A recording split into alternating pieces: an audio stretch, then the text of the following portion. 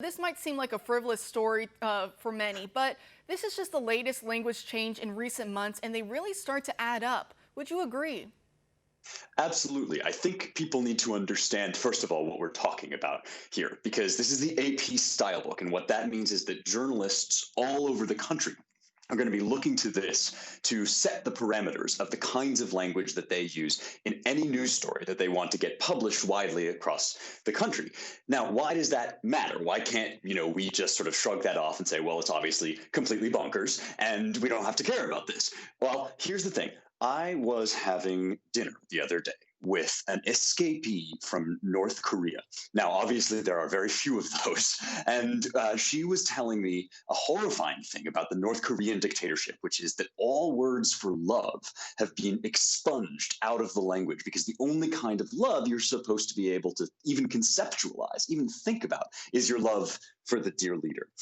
When people want to take control, complete control of a society, they don't do it primarily even through laws. They do it through language because the words that you have to use are the way that you think about the world. And if you don't have words for certain things, you can't even start to think about them. So the AP telling you that you can't use bonkers as a derogatory term or crazy as a derogatory term is trying to get that brainworm into your head so that you can't think about mental illness as a bad thing, which of course is part of the far left progressive agenda, this idea that we're supposed to normalize hugely abnormal ways of thinking about and looking at the world. And this attempt to grab the language, which, as you mentioned, they also did during the senatorial hearings for Amy Coney Barrett to become Justice of the Supreme Court. She used the term sexual preference, perfectly unobjectionable term, and then suddenly, within 24 hours, Merriam-Webster had redefined it so that when you go to look it up, it's called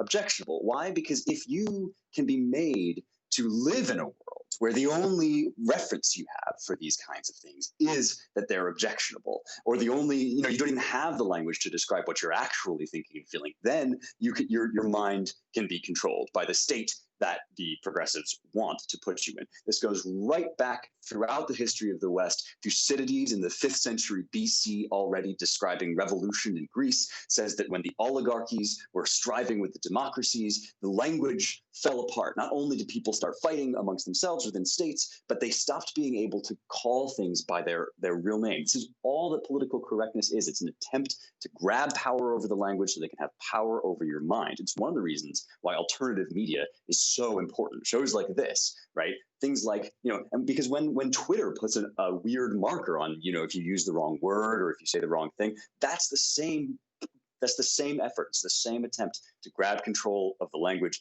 And we've got to stage a rebellion against that. Exactly. And before I let you go here, we see Trump supporters now are coming under fire for expressing our own First Amendment rights to speak freely and to speak openly and to support the political candidate of our choosing. We see Congresswoman AOC, for example, or Clinton's former labor secretary saying catalog these people's names, put them on lists, and hinting at possible repercussions down the road, possible punishments. Does that concern you?